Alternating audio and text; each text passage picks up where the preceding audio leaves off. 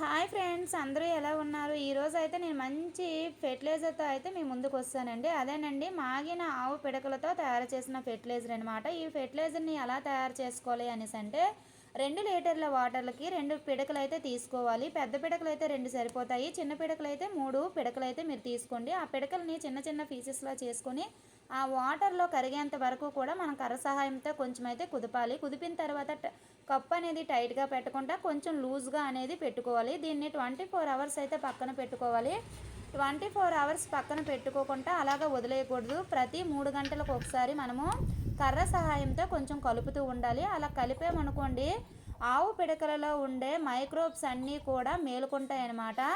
ఆవు పిడకలలో మైక్రోబ్స్ అన్నీ కూడా నిద్రా వ్యవస్థలో ఉంటాయి. మనము 3 గంటలకు ఒకసారి కర్ర సహాయంతో మనము క్లాక్ వైజ్ డైరెక్షన్లో మనం తిప్పామనుకోండి, అప్పుడు ఆ మైక్రోబ్స్ అన్నీ కూడా మేలుకుంటాయి. మేలుకొని తర్వాత మనకి మంచి ఫెర్టిలైజర్ అయితే తయారవుతుందనమాట. దీన్ని ఎంత రేషియోలో మొక్కలకు ఇవ్వాలి అంటే 1 లీటర్ వాటర్కి 100 ml అయితే ఇవ్వాలి. నేను 8 లీటర్ల వాటర్ అయితే తీసుకున్నాను. అటు ఇటుగా 800 ml లిక్విడ్ అయితే ఉంటుంది. ఆ వాటర్ని ఇందులో కలుపుకొని డైరెక్ట్గా మొక్కలకు పోసేయడం అండి. స్ప్రే చేసుకున్నా చాలా మంచిదనమాట. స్ప్రే చేసుకునేటప్పుడు ఈవినింగ్ టైంలో స్ప్రే చేసుకోండి. Thank you friends. ఈ వీడియో కనుక మీకు నచ్చినట్లయితే ప్లీజ్ లైక్ చేయండి. Please subscribe my channel. Bye friends.